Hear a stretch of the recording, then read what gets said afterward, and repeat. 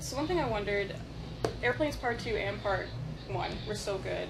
Why did you go with the single that didn't have Eminem on it as the one that you released? Was it more radio friendly? Was that part of the decision? Oh yeah, I feel like it was well, you know what's funny thing about that is Part 2 was actually the first version that was recorded. Yeah, and we just wanted to get another version of it, and we did Part 1, which was actually the second version. Yeah. And you know, my favorite version was Part 2 because you know it was the first time I did it, and Eminem's on it. And yeah.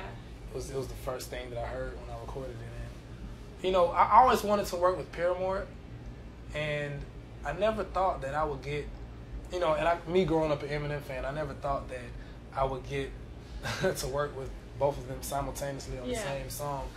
I mean, no, granted it was Haley Williams, but you know, just the spirit of it all, you know, it just really took me by surprise, and not only just them, but you know, Rivers and you know T.I.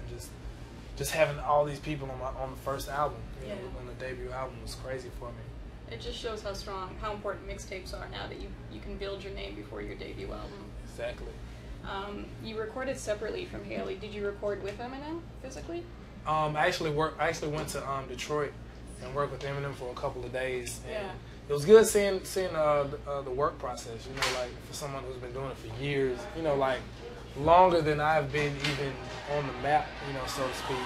And the things that you learn, you know, it kind of I started to realize how much open space there was in what I was doing, or how much wasted time, you know, and it kind of helps you compact that to where everything you're doing is just efficient, you know what I mean?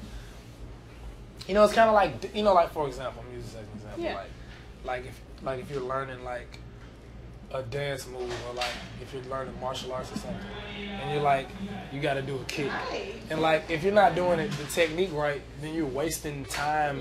If you're like bent wrong or something, you know what I mean? So when you really get in the rhythm of doing things, you know, it really helps. And that's nice that you do so many collaborations. You probably learn a lot every time you work with someone. Yeah, you start to understand things that every artist has their niche and their forte. You know?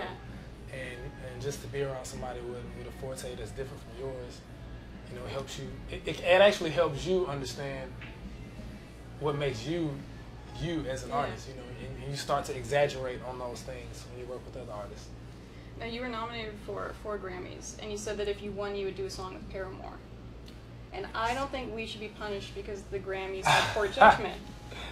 Well, I think we need to have some sort of ballot or petition to sign and send it to twitition? Is that what they call on Twitter, I think? A twitition, which is the worst word to say. Oh my gosh, I'm going to add that to the list of words that I hate.